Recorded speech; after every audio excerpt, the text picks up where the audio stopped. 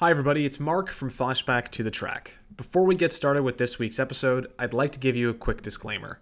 While we do talk about Uppity, the great documentary about the life and times of Willy T. we also touch on some sensitive subjects like racism. If this is something that you're not interested in hearing us talk about, we invite you to politely skip this week's episode. Otherwise, please enjoy our chat about Uppity.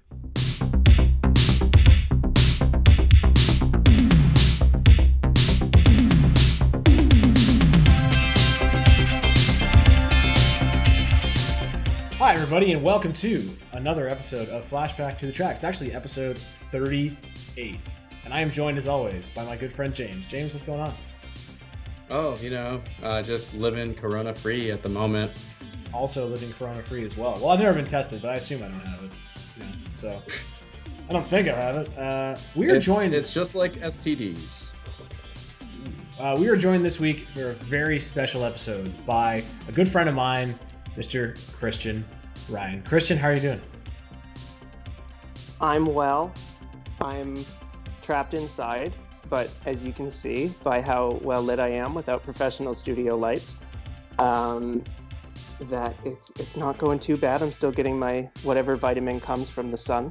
D. I forget which one that is. In Canada, it's vitamin Z, I assume. But yeah, so far so good. I mean, it's been like 3 years, so that's cool. Yeah, so Christian joins us kind of as like an expert on all things motorsports media and PR, because you've spent a lot of time working with different race teams, especially in IndyCar and with race promoters and things. So we're interested in just hearing like an insider opinion on what we're going to talk about today. So, cool, yeah. For sure, bud. This week on the podcast, we decided rather than to review a race or have, an interview, we're going to talk about Willy T. Who is, a fabled race car driver that really not a lot of people know about until a documentary was put out, I believe, earlier this year on Netflix called Uppity. And it's a documentary all about the life and career of Willy T. and what he did as a black man to help break the race barrier in motorsports. So it's a really interesting documentary, and we're just going to talk about that doc, what it meant to us, what we learned from it, and just really talk about Willy T. because he's a driver that really not a lot of people know about. Yeah, Willy managed to fly under the radar in a strange way, and I'd be the first to say that I spent a lot of time at racetracks over the past several years, and as a white man, I've really never had any reason to feel uncomfortable at a racetrack. It's very much a place of white privilege, which is something why I'm glad you guys want to talk about Uppity and Willy T. because Willy represents that kind of driver who really, really had to fight for everything he got, especially the way you see it in the film, is that every time he gets a new promotion, he's into a new series, he's got a new ride, there's always at least one person there that's trying to hold him back. And that's kind of had him, at least in the eyes of like the white racing viewer, had him fly under the radar, because the memory is kind of, he mentions in the movie that no publicity is bad publicity. I believe his brother is actually the one who said that that's his mindset. But it got to the point where Willy was kind of, in the eyes of the white racing viewer, he was a guy who had gotten into altercations. He was a guy who got into a fight with Scott Pruitt. He was a guy who had gotten, kind of suspended and kicked out of Trans Am and IMSA for different situations. And, he was seen as a guy who was like ready to get up in your face and be like very aggressive, and this is part of the problem that there is within the larger sport media industry. And, I went to, media and PR school with regard to sport. And that was kind of one of the lenses we came at it with, was that Black and other minority athletes are always dealt with in the media by different terms. If for every time a white athlete makes a move that's seen as like skillful, or they finessed that, a black athlete might be described as being aggressive or being brutish, or these animalistic terms that are veiled with, racist connotations. And, Willy was an unfortunate example of that in racing, in which that his legacy for a long time was kind of tarnished by these stories that people wanted to point fingers at and say that Willy was not necessarily a positive influence in the racing scene, when honestly you can't really watch that film and tell me he wasn't a positive influence in racing as a whole. Yeah, and it's interesting you mentioned that, because like you hear that a lot, definitely in football and other sports, where, you know, if a white receiver, say, makes a good play, they're like, oh yeah, you know, he's a gym rat, he works really hard. And if it's a black receiver, it's like, well, he's a great athlete. You know, they kind of just subconsciously even sort of say those things and don't realize that maybe we should say different terms or use different terms. And so James, like, I'll go to you on that, because like, as you know, someone with different cultural backgrounds, like a multicultural person, like, have you ever had an opportunity, or it's not an opportunity, sorry, that's not the right word. Have you ever had like a time at the track where maybe you felt uncomfortable because, you know, you're different than a lot of the other people, even just in the photo room? I wouldn't, because, you know, it's harsh to kind of put the stigma of how everybody perceives people and race and skin color. But from what I've been told by a majority of people think someone as myself, a multicultural, as with this skin tone, is like I'm a white person. So it's like I'm granted into the white privilege, you know, that exists.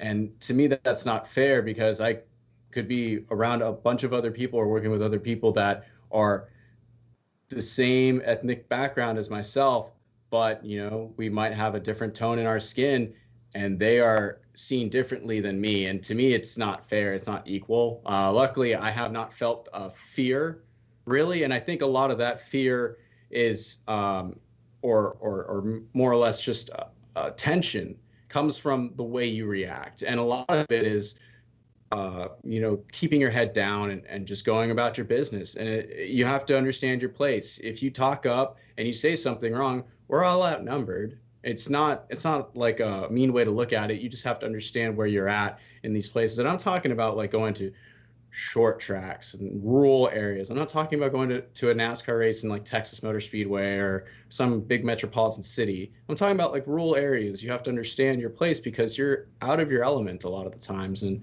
if you look at like Willy's career, you know, racing is in rural places, especially back then. So the mentality of those people, you know, kind of transcends, and it definitely affected him. But to kind of answer your question, no, I have not felt that, fortunately for myself, but I do know that a lot of other people that, you know, have faced it. You know, the segue into Uppity with what you just said was the fact that Marshall Pruitt put it pretty well when Willy came to NASCAR. Like, let's not forget the way that Humpy Wheeler was kind of presented in the whole North Carolina Charlotte Motor Speedway situation was presented. Willy T. Ribb's first introduction to NASCAR, in which he was basically not allowed to race. There was a lot of worry about how other drivers would react, how fans would react, and there was a lot of just disgusting B-roll of the things that fans were saying, like slogans on their clothing, and there's just a very visceral reaction to Willy even being there. And, you know, Marshall Pruitt outlined it pretty well. He said, you know, you're taking a very proud man in Willy T. Ribbs, a very proud black man, and you're putting him into that situation, and he is not going to back down. You know, even though Willy didn't even get to do that race, the heart that he showed in that situation, the unwillingness to back down. You know, he didn't run that race, but I would say that even that scene was as impactful as any of the races that he ran, was the fact that he wasn't willing to back down. And you talk about, you know, having to go in and, you know, play in the pocket in those rural areas. That's exactly kind of what he was feeling. But that was just his complete, you know, unwillingness to back down, no compromise. Like, he was going to be himself, and he was going to be in your face. And exactly what he said was, if you want to hate me, I'm going to give you a reason to hate me. Like, that's where my tremendous respect comes in for Willy. Yeah, because he could have just bent over and, you know, and just, you know, you're like, I'm going to stay in my place. I'm not going to say anything. I don't want to make anyone upset, because if I make them upset, it's even worse for me. And he was like, no, I'm going to race. Like, I don't care. I want you to be mad at me. And that really stems, I feel, a lot from, you know, his relationship with Muhammad Ali. You know, Muhammad Ali was the same way. He was very much, you know, played up the fact that he was different than other fighters, and that he, he wanted them to hate him. And I think, Willy really learned that. That's actually really interesting. If you look more into their relationship, if you read about it, it was very, very fascinating to see, how much Willy learned from Muhammad Ali about, breaking that color barrier. Yeah, it's like kind of like how Willy mentioned, there weren't a lot of role models for him to grow up that were at the star level, kind of like Muhammad Ali was. And Muhammad Ali was a mentor. He took him under his wing and kind of influenced him as far as like, hey, you're in a different light than a lot of other people. You're at this status, and this is kind of what you need to do. Because Willy was going for a very ambitious goal to be a Formula One driver. It doesn't matter what your background is in motorsports. To be a Formula One driver is ambitious, especially for an American having to come over and race in the UK, and understanding probably the international prowess of it, but also understanding how he needs to market himself and to present himself to be this person that is not only going to be successful, but also represents his culture and the fact that he's an African-American person succeeding. Because that's what Muhammad Ali was. He was a very controversial figure, not only just for his success in the ring, but a lot of his political statures he stood for. Now, Willy, I know Uppity didn't mention a lot of like Willy's, necessary political statures, but you get associated with a guy like Muhammad Ali, then there comes associations with him that you're kind of attached to.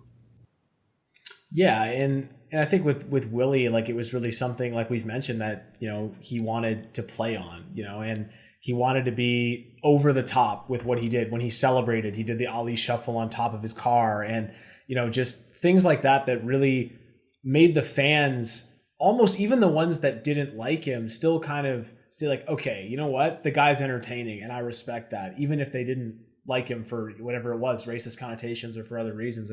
And that's why I think it's a shame that not a lot of people really know about the career of Willy T. Ribbs. And I'm glad that this documentary got made so people can see how great a driver this guy really was. Because if you look at, his racing reference page, for example, people was like, well, there's not a lot of success there. He never had a podium in IndyCar, and he never did anything in the truck series. He never did anything in NASCAR. Well, you don't know the whole story, right? And also, he doesn't have all of his Trans Am and IMSA stats as well. So where all his wins are. So it's really tough to kind of judge him off of that. And he never had the opportunities that, similar skill white drivers got in Formula Atlantic or in Indy Lights and all those other series. He never got those opportunities. So we never really got to see the true potential of Willy T. Ribbs. And I agree, Mark, that's part of the importance of documentaries like this is, and, you touched on it a bit earlier, but, he didn't have a ton of role models in the racing scene that he could go back and look up on. Whereas, you got to look at the limitations of the time as well. This wasn't a time when you could just open up your laptop and Google, go back and watch. Like, my favorite racing driver when I was a kid was Greg Moore.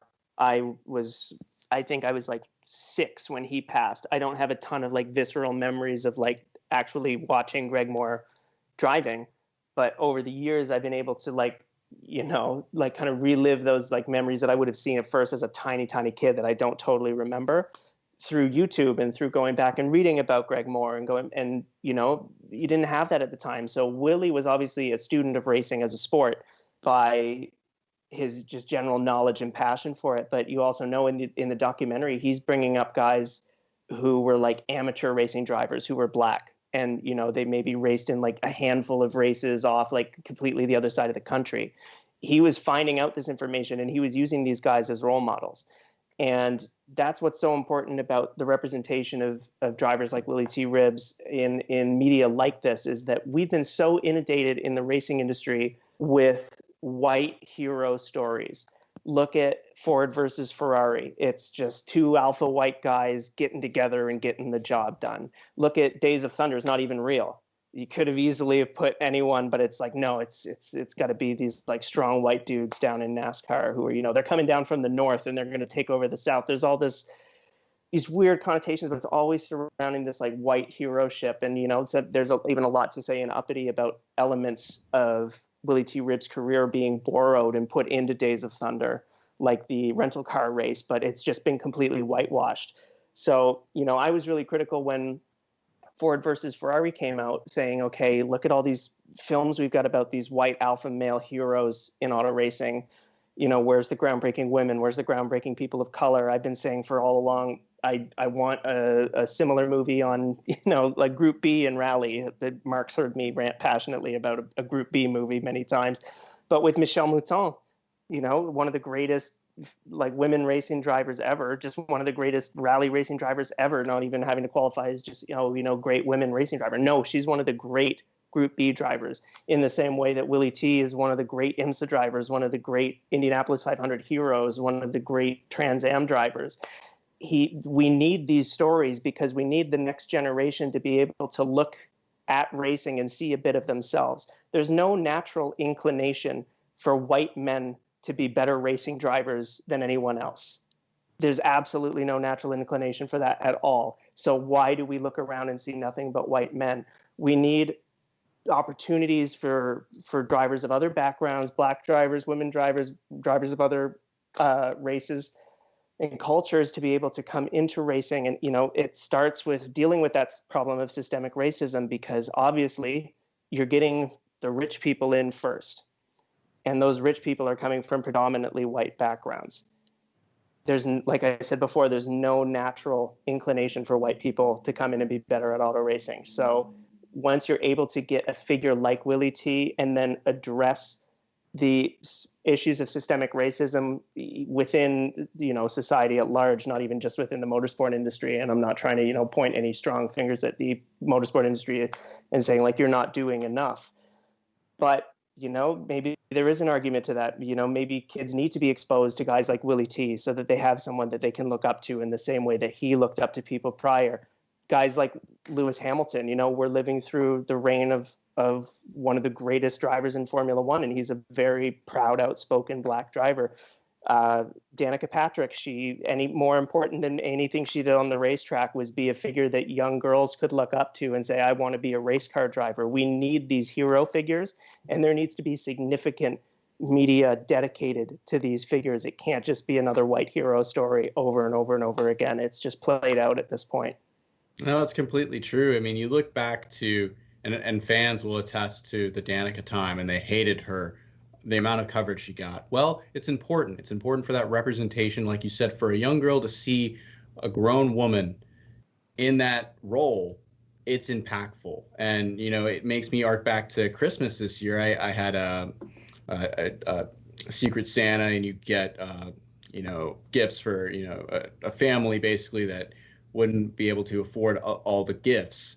And we looked at the family, and we were looking and thinking, look, this is probably an African-American family or a Latin American family. We would like to get them something that says, it says cars and toys. We'd like to get them that represents a driver that is not white, a driver that isn't the stereotypical Caucasian male, story. And Adam Carolla specifically, I think they're doing a really great job, because they did this movie and they've done a bunch of other films that are on Netflix specifically.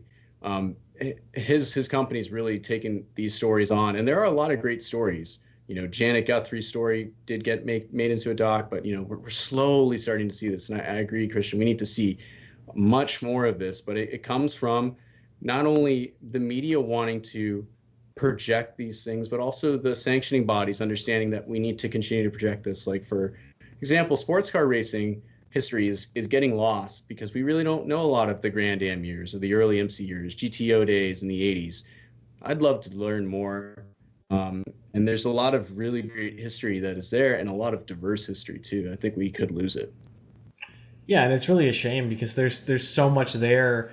And even the thing that I've always liked about sports cars and even open wheel is that there is sort of, as much as it is very white dominant, there is a lot more multiculturalism in the fact that there's people from different countries that come and race. Lots of international drivers, and that's really where NASCAR is. NASCAR is very overtly American, right? Like, it's an American racing series. There's been very few international drivers that have come to the series, and even fewer that have ever won. Daniel Suarez being one of them. Christian's hero Ron Fellows being a Canadian driver. That's one. But have we had, other than Wendell Scott, have we had a person of color ever win a race? And even then, he was awarded that race win years afterwards. He was finally given the trophy for that race because the promoter refused to give it to him. he had been dead for 20 years. Yeah. You know, the organization admitted and gave him the win in theory. Like, he was in the history books as a winner in NASCAR and the first black driver to win in NASCAR. But his family received the trophy 20 years after he passed. And, you know, we don't know the circumstance behind that, if there was some sort of issue of the changing hands, but even symbolically, like, that's just, you know, but it's the proof in the pudding. I'm going to have to jump for a split second. My cat wants to destroy the TV. That's fine. We both also have cats who are terrible. But yeah, James, just going back to Uppity, like, really, it's such an interesting doc, because, like, just seeing how Willy T's career went, you know, going from, okay, getting an opportunity in England to race in, Formula Ford. Formula Ford. Yeah. And then Ford. Going to, you know, not having the money to go to Formula 3, because then you're kind of getting to a point where you really need sponsorship. And then coming back to America and getting an opportunity to race at Long Beach in 1978, but he didn't have a good car, but he still, you know, tried to showcase his ability, and then kind of getting that opportunity in NASCAR, you know, that Bruton Smith opportunity, that didn't work out, doing more more Atlantic stuff. And then finally carving out that career in Trans Am, which is something that Willy didn't want to do. He wanted to race an open wheel. He wanted to go to the Indy 500, and he wanted to go to Formula One. But going to Trans Am ended up being, like, the greatest decision of his career. Yeah, it's weird that there's so much reluctancy among drivers to go there, and it's understandable. It's not weird to say, oh, I see why you don't want to. Everyone wants to be at the top. Everyone wants to be at the pinnacle. But when you're a realist and you understand that there are more spots available in sports cars, and there's a lot more opportunity because of the manufacturer's involvement, you know, it's not a bad choice. And for Willy, it was probably the best choice, because throughout his career, he was just driving second-rate equipment. And it was nothing against Willy. It's just because why do owners want to put him in the best equipment? It was the tactics of the time too. And, you know, he finally got that clean shake in Trans Am, specifically with Roush. I mean, his Roush stint with that program was insane. And a lot of that comes back to the factories there giving the money. They don't care who's driving the car. They just want the car to win, where you look at all of his previous efforts, everything was kind of put together one bit after the other, you know, and it's just a shame that he never got those opportunities in all those other series to truly shine, because he could have won and carved a different path if things would have changed differently, you know. And then in that time, you know, Wally Dallenbach was his teammate. Wally Dallenbach Jr. technically was his teammate, and Wally, I guess we love Wally. Like, they asked Willy T who he wanted his teammate, and it was between Wally and somebody else. I can't remember who the other driver was, but he said he wanted Wally because he's a young guy, nice guy. And it was interesting how in 86, they got along super well. It was like, yeah, I love Wally. And then after the first race, they were so competitive, they said they didn't talk the rest of the season because they were so focused on racing each other that they weren't friends anymore, which kind of is like the old Formula One adage that, like, you shouldn't be friends with your teammate because you're supposed to beat them. So it goes along with that really well. It was like, hey, maybe it was like getting Willy ready for Formula One. But it's just interesting that Willy was so competitive that even someone he was so friendly with, he was just like, you're my enemy now. And it was interesting during that part of the doc how you find out that there were maybe things that they were doing to Wally's car that they weren't doing to Willy's car. You know? Wow, it just dawned on me that their names are Willy and Wally and they were teammates. That's amazing. It never dawned on me. Could you just imagine the announcer just Willy and Wally going back to back, and it's like, oh man, it's a tongue twister. Amazing. But yeah, like, just finding out that he had things maybe in his engine, like a longer gear that was like a very, very tall gear that was tough, and Wally didn't have that. And these are things that people could say maybe in hindsight, say, oh, maybe Willy's just overreacting, saying that they're, doing things to his car. But then you have interviews with mechanics and other drivers who were like, they were 100% not giving it their all on Willy's car. Yeah, in the Indy 500 example, when he was there with, right after he had signed a deal with Don King, and he was there at the Indy 500, and he described the engineer whose name escapes me as an executioner, the way he was able to frame the windscreen so that the air was blowing his hair around, and he wasn't comforting above 170. while other, newcomers were able to get to 200 right away. There was no way really for people to grasp and understand that what was happening at the time in the 80s. It was just, and especially with the way the media was different, he was kind of the laughing stock of the racing industry at the time. They talked about it in the film. It was that they were just running stories about how, Willie scared silly and all these awful, like I said, with the no press is bad press. It's like, no, that would have been his legacy at the Indy 500 had he not come back and made the change. And there wouldn't even have been the opportunity for him to tell this story because he would have just been written off that way. And, it's entirely out of his control. Obviously, that wasn't the narrative that they wanted to spin at the time. They wanted to, prove to their ideals that this driver couldn't compete with the big boys because he was this loudmouth black driver, and they didn't want him as part of, the good old boys white community that, is kind of, a plague on a lot of different sports, that mindset. And, that could have been Willy T. Ribb's legacy. We would not have been talking about this documentary at all. He would never have had the opportunity really to tell why that happened. And it just shows how easily these horrible stories in any industry can be just kind of tucked away, just based on people's prejudices, based on the angle that they want to tell. And, I've seen some people criticize Uppity for saying, it really puts Willie into almost too good a light, makes him seem too perfect. I was like, no, it showed every side of Willie. And there's really no reason to distrust what he's saying.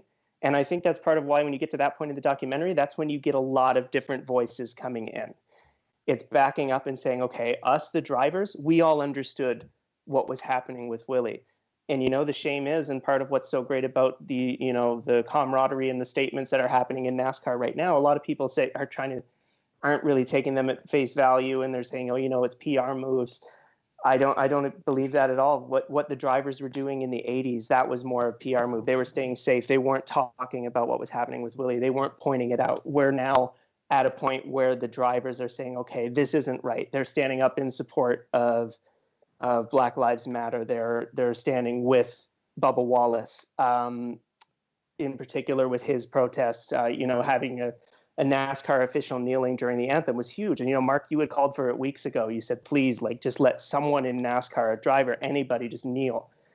And, we finally got that. We're now at the point where people are coming up and, showing solidarity and doing this. But, we almost didn't get this story with Willie. That's the thing that scares me so much, that had he not qualified for the Indy 500, we may have never known any of this. Yeah, something too. Oh, sorry, go ahead, James. With that.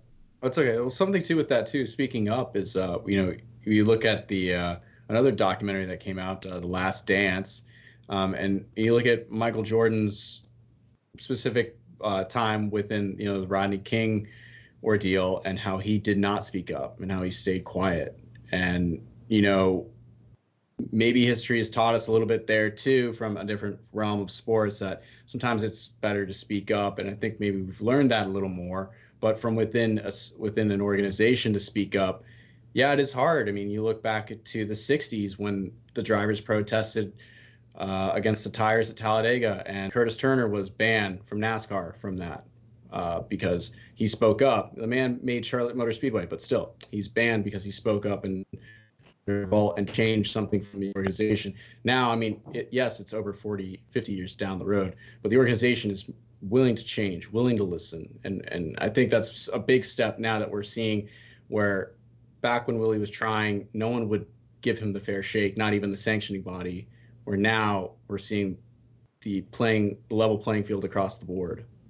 Yeah, and that's the thing. It is, it's a shame that we still have, so few people of visible minorities, like in NASCAR, obviously. Like, and we'll say NASCAR specifically for right now. Like, obviously IndyCar is no different, but a lot happened with NASCAR this past week, and I think it's worth talking about as it relates back to what happened. And Christian alluded to it with having a black NASCAR official kneel during the anthem, and a lot of people being very okay with that. And I think it was last week before the Bristol race, I had tweeted that it would be really cool if someone took a knee during the anthem to show their solidarity And I lost about 100 Twitter followers after I said that.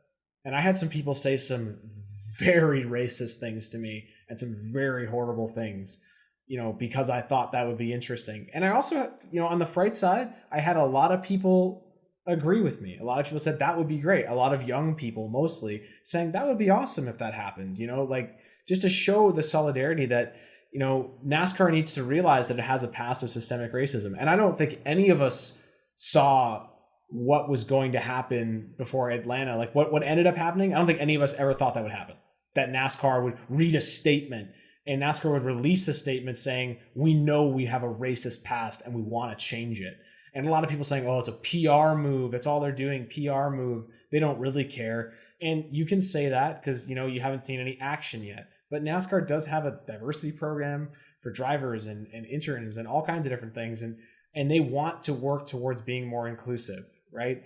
And they took a lot of heat back in 2015 for not banning the Confederate flag at their events. And I think that's something that's going to come up again, but that brought a tear to my eye, that thing in Atlanta. The whole pre-race ceremony was incredible. The fact that they did that. And growing up watching NASCAR, I never thought that would happen, because I think that even me as, I'm a young, white, very liberal person. I consider myself to be very progressive and very liberal. I've been uncomfortable at NASCAR events, being surrounded by people wearing memorabilia of a certain memorabilia that you can use your imagination. That has made me uncomfortable. And a lot of people say, well, that's your problem. It's really not. It's really NASCAR's problem, because if people are going to your event and you feel uncomfortable, that's not good.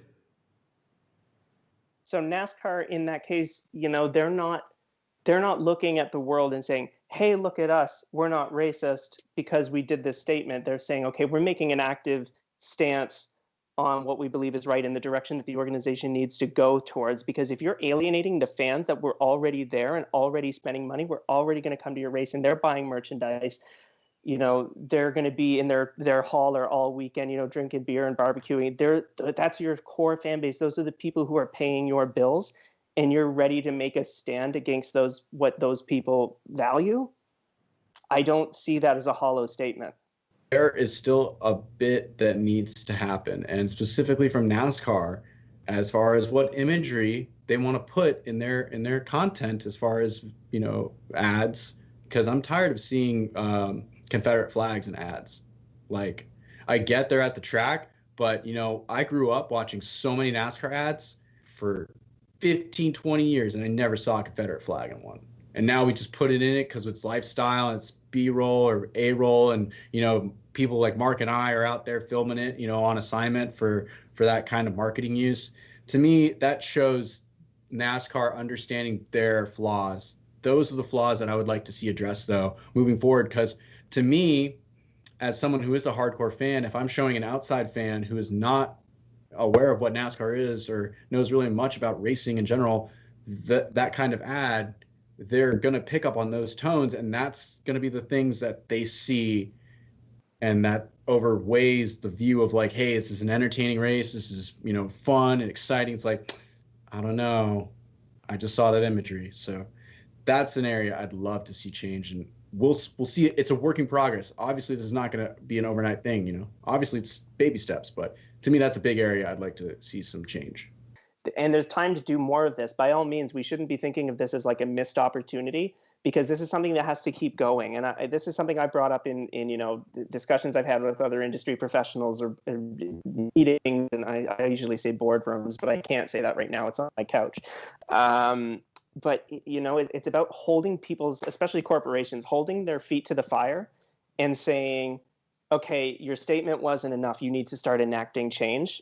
NASCAR seems like they're even just the idea of having a content plan around this is so bold for NASCAR, because we're not talking about a sport that already had like a diverse audience, that already had a diverse line of athletes, that already had a diverse employee system. It was a series that was and an entire sport that had a mindset from the outside. And we know, being in the sport, that it's not necessarily ingrained, but looking outside, looking in, that's what people see.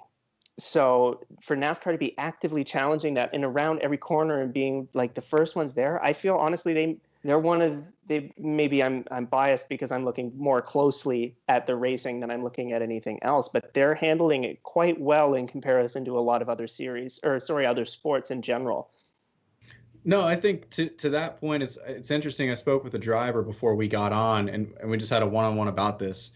Yeah, NASCAR is like, for just from what I've seen too, it's like one of these sports that's really, taken this issue and dived into it. But of course, they're on, and I think that's a big aspect of it. The fact that they're one of the few sports that's actually currently participating or active at this time is big for them to make the social change. But also, we're looking at a different NASCAR. This isn't good old boys NASCAR. NASCAR is a corporate entity, like how we look. The NFL is a corporate entity, and in all series, there's a corporate side to it, and we need to look at that aspect. And if NASCAR wants to make content and messaging that impacts people, a script is one thing, but showing how they can influence a life like this, that's bigger. So going back to Uppity, because that's what we were supposed to talk about on this I podcast. had that thought in the middle of my last rant. I was like, oh yeah, Willy T. So going all the way back to Uppity, really the part of the doc that did it for me was when we really got the in-depth look, and it's like 25 minutes of the doc about when he qualified for the 1991 Indy 500. And that really was everything that Derek Walker team had to go through to get that car qualified for that race. And Marshall Pruitt brought some great insight, as he's a journalist, but also a former racing mechanic. So he brought some great insight into everything that went into getting that car ready. And they literally got him out on track 15 minutes before the qualifying time cut off. And if you're not familiar with the qualifying process at Indianapolis, it's a series. There's on final bump day, the way it works. So they kind of set certain parts of the field, and then whoever's not locked in already on the final day of qualifying, there's 3 spots left on bump day. And the last place, they do rows of 3. So it's 31st, 32nd, 33rd. You got to get in the race, and you got to bump everybody else out. That's why it's called bump day. And you have to do 4 laps, and your qualifying speed is a 4-lap average. So whatever your average mile per hour is over those 4 laps. I love that they do it that way instead of time. It's just a really cool way to look at it. But they got him out there in just enough time to get 4 laps in, and he was able to bump Tom Sneva from the field and make that 1991 Indy 500. And when he was rolling off that there was a corner worker, an African-American corner worker, who was crying when Willie rolled off to try and qualify for the race. And that was just so powerful to me, that this meant so much to so many people beyond just Willy T. Ribs. A whole group of people. This meant more than anything in the world. They were finally going to see someone that they could look up to, that they could relate to, qualify for the Indy 500. And I urge anyone to go back, because you can watch the entire qualifying run. I'm not just talking about his run. That entire year's qualifying run is on YouTube. Unless it just got flagged and removed because I said that, but it's there. And, they didn't pipe in audience sound in that documentary. That is how loud the audience was when Willy T was coming down the front stretch, or coming down pit road, and shoving his fist in the air. And to the point that we were talking earlier about how racing needs to represent its diverse history better, how it needs to be able to show Black figures, figures of other races, figures of, women and people who've been in racing differently in the media side of it, but also just in the representation of the sport as a whole. Where are the Budweiser ads with Willy T doing the Ali Shuffle? Where is a statue or painting of Willy T with his arms up in the air coming down pit road? Like, these are immortal moments in sport. And this is what we're supposed to think of when we think of sport, is these like the iconography of sport. You've got Bobby Orr flying in front of the net. You've got, I don't want to name off a bunch of hockey references and play like a Canadian stereotype, but you've got Dale Earnhardt in front of Daytona International Speedway with the trophy under his arm and his fist in the air. There's been so many of these iconic figures, and like Willy T gave us 2 right there. I could easily see a statue of him doing the shuffle on the top of the roof. I could easily see the statue of him with his fists in the air. these moments need to be celebrated in racing history so that, a kid can go and look and say, I want to be like Willy T. Ribbs. No, I agree with you 100%. I don't care that year at Indianapolis, Willy T's engine blew up after 5 laps and he finished last. I don't care. It was one of the greatest moments in the history of IndyCar. It was an unbelievable moment that we all got to witness. And if you haven't seen it, go back and watch it, because like Christian said, it's on YouTube and it's so powerful. And we need to remember those things more. I would love to see Willy T. Ribbs more involved at IndyCar. Bring him to races.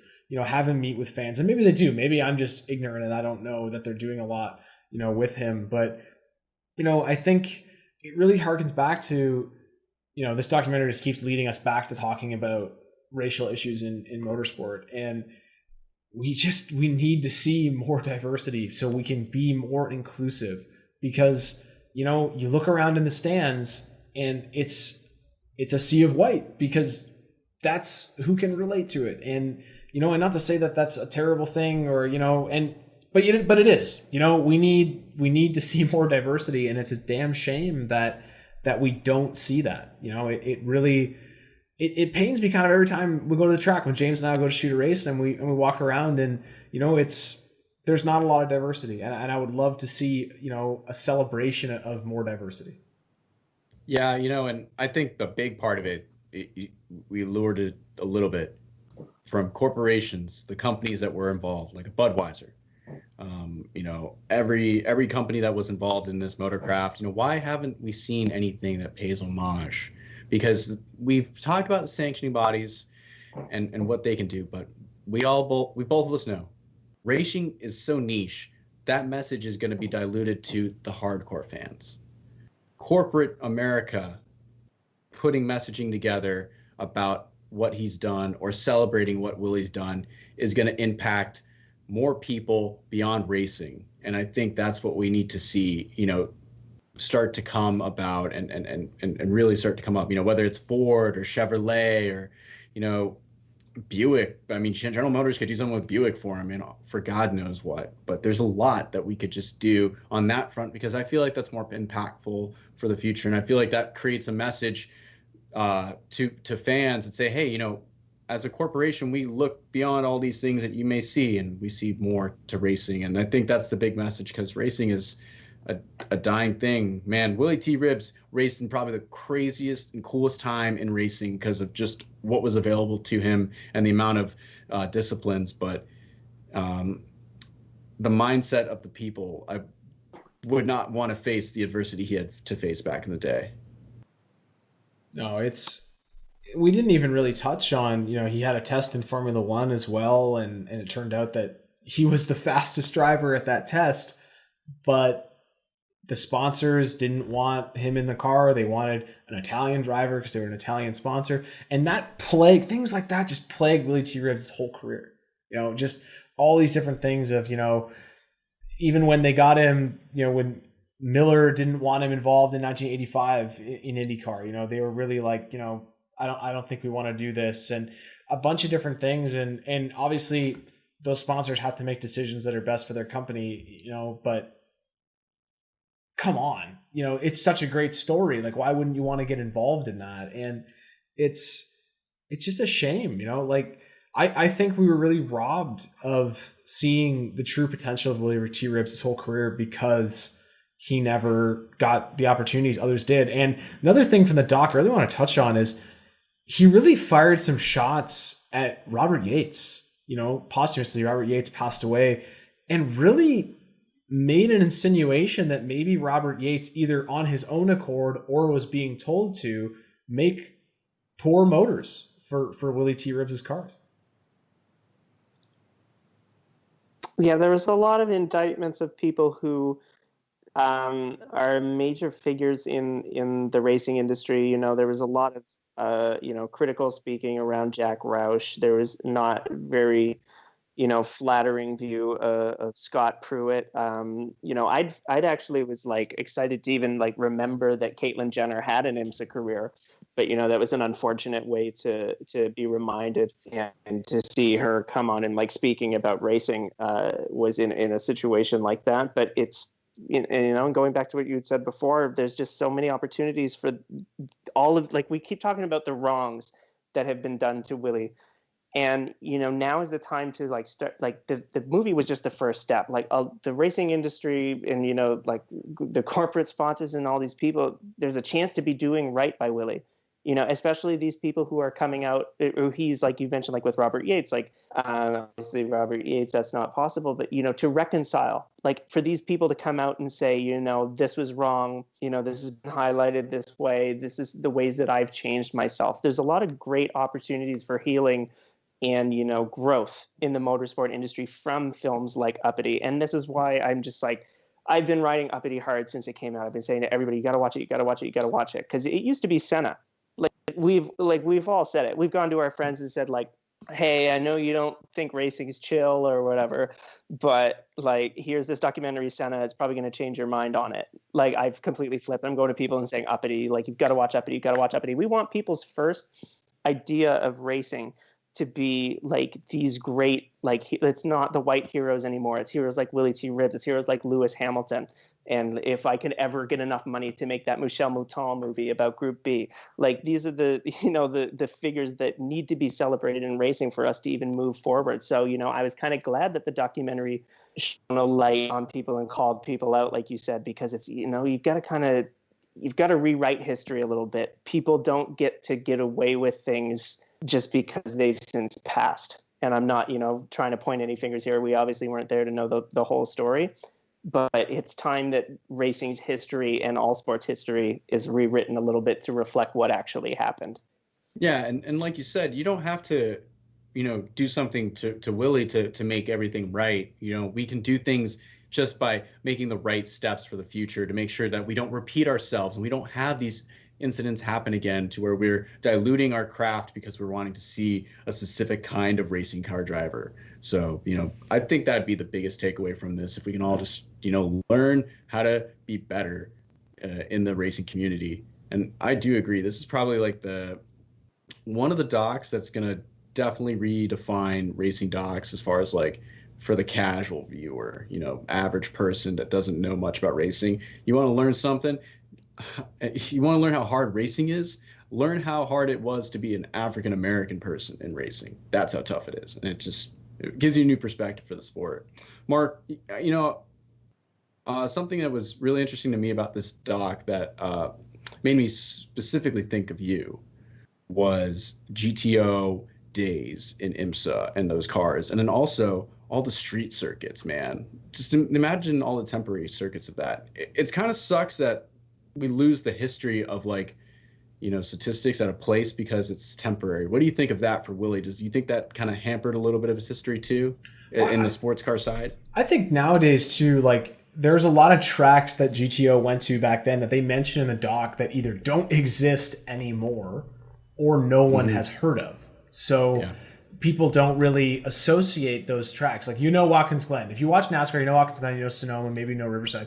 But like, Willy's talking about races he won at like a Las Vegas, temporary circuit in the, the parking lot of like the Rio Hotel or whatever, and those are forgotten to history because you can't find the stats anymore. And that's really maybe why Willy T's career is forgotten by a lot of people, because he's not on lists of winners at Sebring or Watkins Glen and all these different places, but he won at racetracks like Cicero in Florida, like things you've never. Is that in Florida? Did I make that up? Moroso. Moroso. That's the one I'm thinking of. Now it's Palm Beach International, but back when it was Moroso, yeah. These are circuits that people forget about, and that's why maybe they forget Willy T. Ribbs' career. And man, go on Racing Reference and look up cool old racetracks and temporary circuits and check them out. Like the Las Vegas street circuit was sick. I actually remember seeing recently somebody posted a photo of George Harrison standing at the street circuit in Las Vegas recording ambient sound of F1 cars to be on an album. So that's a really cool photo if you find it. Very interesting. But yeah, just really interesting circuits in Detroit, but not Belle Isle, the downtown circuit, right? And Trans Am right by the there ballpark with F1, right? So just really cool things like Willy T. Ribbs' career deep diving will teach you all kinds of other history about the IMSA, GTO, and Trans Am, and even the stuff he did in GTP as well with Dan Gurney, you know, and that leads me to one more thing. It was really great to see interviews with these other drivers that said they never had a problem with Willy T being black. It didn't bother them. He was just another race car driver. It was everybody else that had the problems with it.